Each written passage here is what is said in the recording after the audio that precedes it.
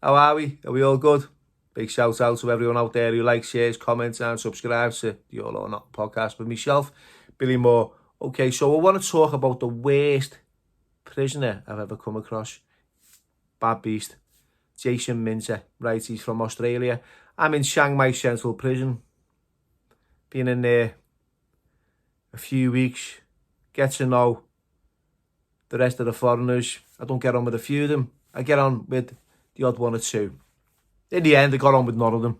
I got moved from the foreign section to the Thai section because they just weren't my cup of tea. And I probably wasn't their cup of tea. Simple as. Right, they were all, I'd say, just different. You know what I mean? And the Thais didn't get on with them either. Anyway, we used to get these visits off Catherine, a missionary.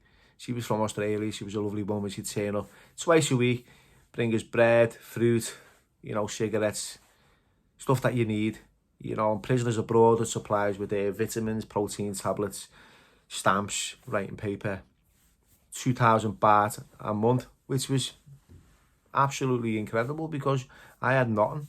I had nothing for at least 8 months. No one knew where I was for all that time.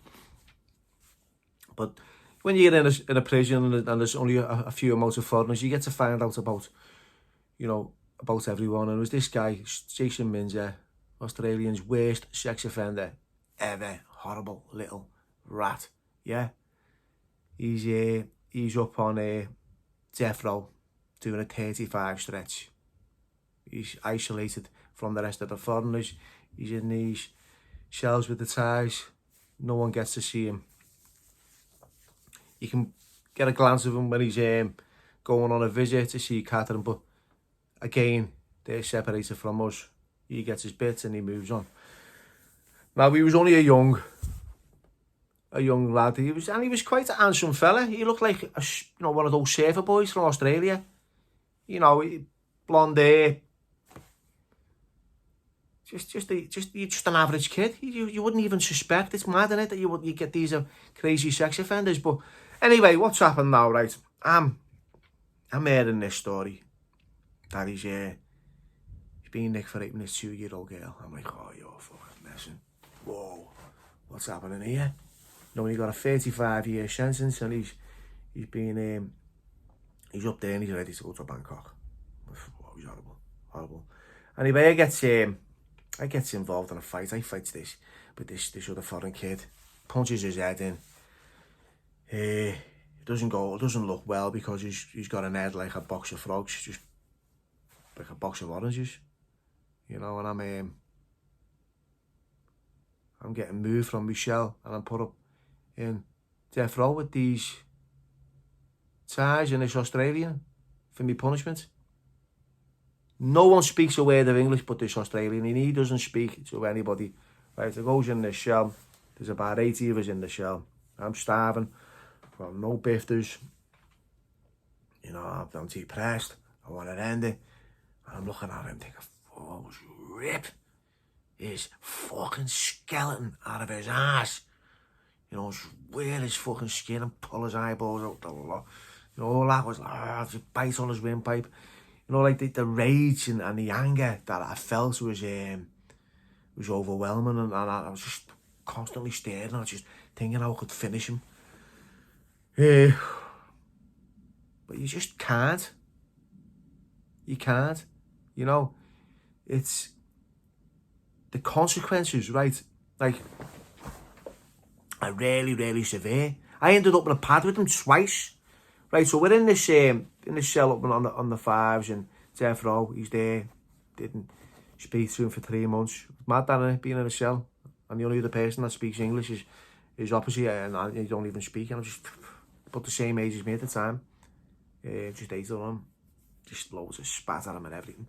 It was just a rat. Anyway, I get taken to Bangkok. Yeah, put in the cell. Right, it was the Hong 86, right, the crazy room. So it gets put in the crazy room. Me, with 9 other lunatics, yeah. Solomon Kurashia, Spike, these 2 paedophiles. You've got Mr. Swirly, I think his name was Christopher, another horrible kid. He was going round Thailand and goosing young boys, but swirl on his face. And then you've got this Jason Minzer from Australia, who's just raping babies. And they're together, sitting there, reading the books, proper intellects. Probably talking whatever they're talking about. Then you got Sullivan, you got Bonzo, you got Spike, you got Big Will, myself, one side. What else was there? I can't fucking remember now. Oh yeah, Chanel, the Indian. He was round the bend, honestly, God. And we're all in this shell. Now everyone's got like a different religion. You've got Sullivan, who's a practicing Christian. For the Lord, my friend. Get onto Jesus, my friend. Yes, brother. Come to church, my friend. I'm going, all right, yeah, whatever. Then you've got Bonzo, who's a Muslim. Assalamu alaikum wa rahmatullah, alhamdulillah, bismillah. So he's doing his prayers on that one. Then you've got Catholics, Buddhists, atheists, and myself. I just can't be asked. You know what I mean? And that's just how it was for me. But like, even when you're in the shell and everyone's arguing and you're thinking,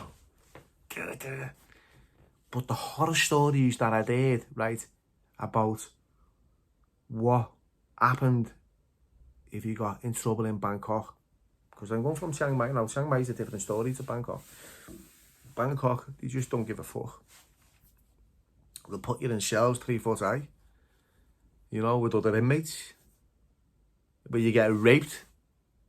It is a nightmare. And I've known this kid who came back from Burma, put in a cell with us, and he was just a zombie. He's just been bummed all over the gaff. So it was just a difficult, like, just a difficult decision to make, innit?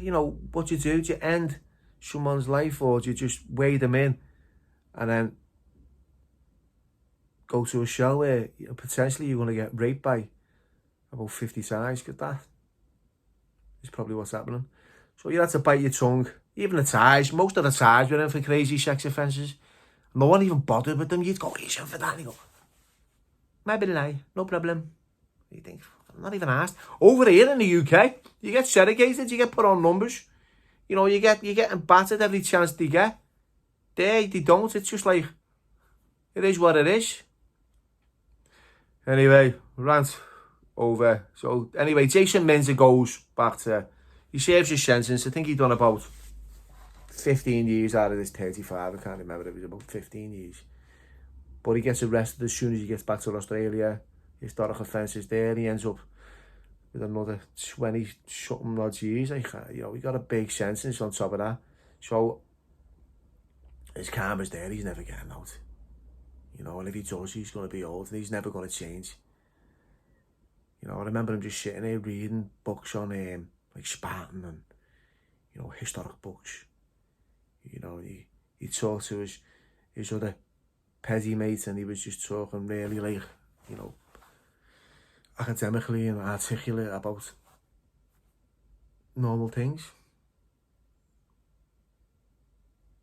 It's fucking crazy, innit? Anyway, thanks for listening.